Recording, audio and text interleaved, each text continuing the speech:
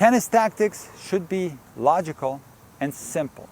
And when they're utilized by players, they should be utilized prior to the point starting. Now you're probably thinking, Nick, how about tactics inside of a point? In other words, once the point has already started, shouldn't we execute certain tactics? Well, I'm here to tell you that high-level players do not utilize tactics inside of the point consciously. All these things are happening intuitively as a result of muscle memory and repetition. And when I'm talking about muscle memory, I'm referring to the brain remembering the scenarios that players have been exposed to tens of thousands of times. You got to remember that high-level players have played tens of thousands of points, if not hundreds of thousands of tennis points. And these things that are happening inside the points, the certain tactics that are being executed without the players being conscious of them. Now, the fascinating thing about one video of mine that I did with my student Shamir was the following. Shamir wanted really badly to play a match against me. You can watch this match here. It's me against Shamir.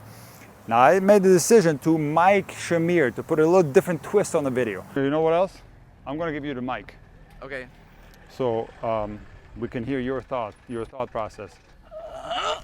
Now I didn't give Shamir any instructions. I just gave him the mic and said, let's just play a couple sets and we'll talk afterwards. Now, what Shamir did was something that was hilarious, but it was also very interesting at the same time. Shamir was under the impression that he should provide a running commentary. So Shamir, in the beginning of the first set, tried to talk during the points, and he quickly realized that the game is happening so fast. There's not even a time to say a complete sentence between the shots. Intensity. Follow it in because it's short, but nice shot. And this is what I want you guys to understand. When you're playing tennis, the game is happening so fast across all levels, even at the recreational level, that there's not enough time to have a conscious thought and forget about saying a full sentence. The ball just comes back too quickly. So in essence, the tennis game, once the point has started, has to be intuitive.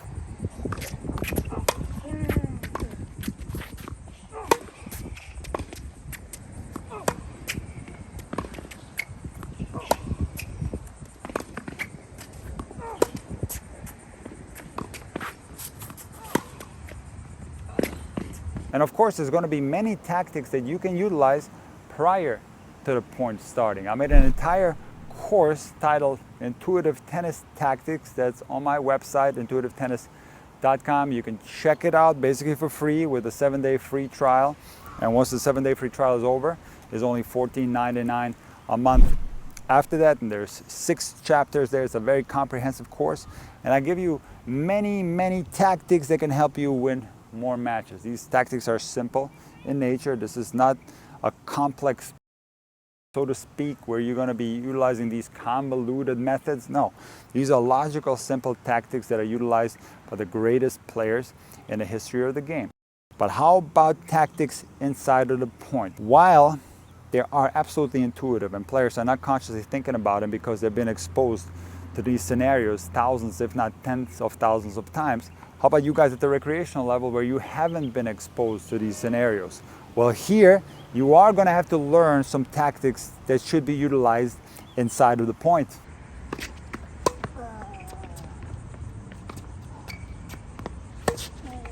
Now, there's a whole chapter in my course on tactics that you can utilize inside of the point.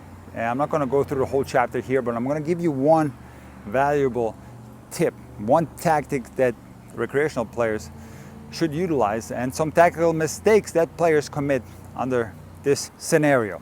Now let me tell you what that scenario is.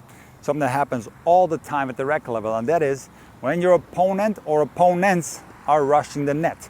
The number one tactical mistake that I see at the recreational level is that players will immediately lob their opponent when they see them rush the net. This is a tactical error, and I'm going to tell you why.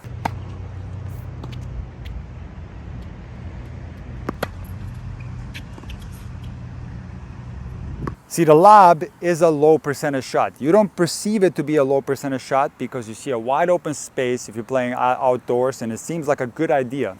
But in fact, it's a terrible idea, whether you're playing doubles or singles. So let's talk about doubles first. This is where I see the lob as the #1 most overused shots at the recreational level. So we have a player that's stationary at the net, and we have another player that's possibly staying back or coming to the net. So let's just take the scenario where one player is staying back, the other player is stationary at the net. And this player right here at the baseline receiving the ball. Now in this scenario, there's really not any rushing. We're going to get to that later, but we have a person at the net. A lot of times this baseline person will immediately lob. Now, mind you that there's a baseline person on the other side and they can easily get to the lob, so it's not a very good shot. But let's say the baseline person on the other side is rushing the net and there's a net person there. Now what we have to realize is that when you do a lob, the best time to execute this shot is when the net rusher is still moving forward. When they're set with their feet, if they're in a stationary position, especially if they're a little bit further back, let's say between the net and the service line, somewhere in the middle of the box, you're going to have to execute an excellent lob in order to win the point.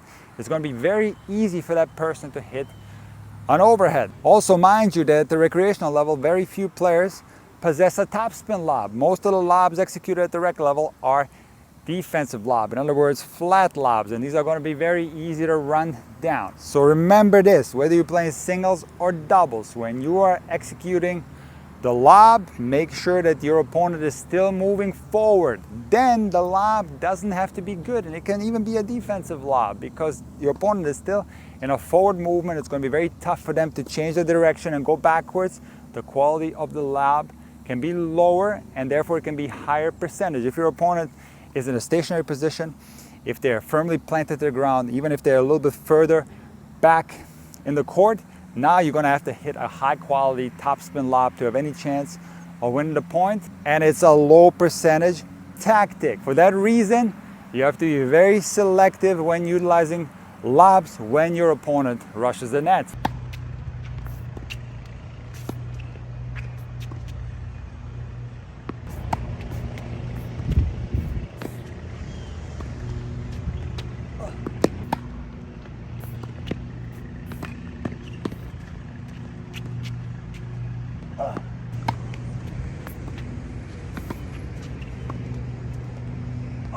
Now, while this tactical error occurs in both singles and doubles, it is something that I see more frequently when recreational players are playing doubles. But I do see it sometimes in singles as well. And I'll never forget when my daughter first started playing tournaments, and anytime her opponent came to the net, the first thing my daughter would do is just throw up a lob. And this is where I started thinking about the reasons why lower level recreational players utilize this shot so much. And I came to the conclusion that mentally, it makes a lot of sense because it's done wide open space above the other player. And it just makes sense to somebody that doesn't have a lot of experience in tennis. But it is a trap. While it might appear as if you have a lot of room to hit over someone, it is in all actuality a low percentage shots, and there are much better tactics to utilize. And here's a tactic that I want you to utilize when the opponent rushes the net. I want you to make your opponent volley. Now I'm going to make a caveat here.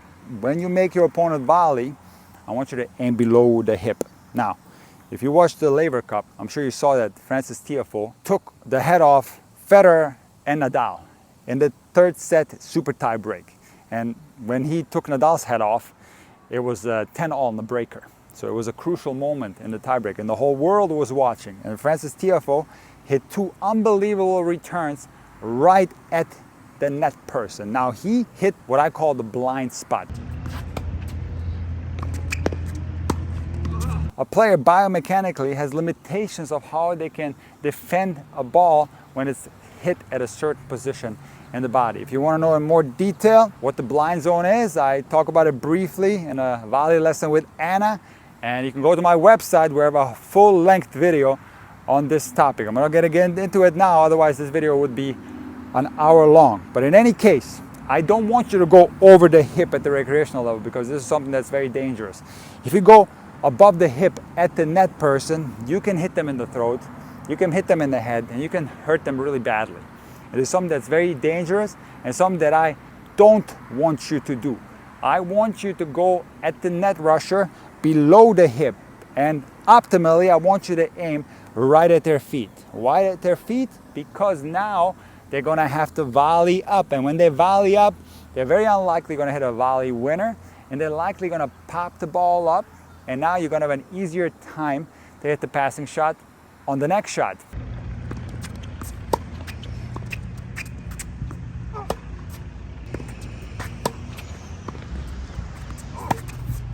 Another tactical mistake that happens across all levels when the opponent rushes the net is that players go for the passing shot. They start aiming for the line. Now here's the thing, when your opponent comes to the net, you do have to hit the ball close to the line if you want to hit a proper passing shot. If you hit it anywhere near the middle, the volleyer can get to it. So naturally you're going to be forced to hit the ball close to the line, and that's going to be a low percentage play. And a lot of players, as their first instinct, will go for the outright winner. They will try to hit the line, and naturally they will commit a lot of errors because of it.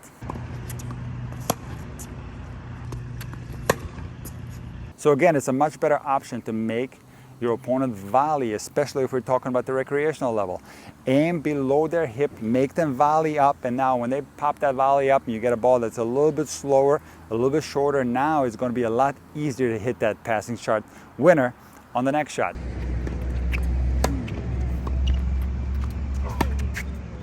So guys, while tactics inside of the point are taking place intuitively at the high level, they might not necessarily take place intuitively at the recreational level, simply because recreational level tennis players haven't been exposed to those type of scenarios enough.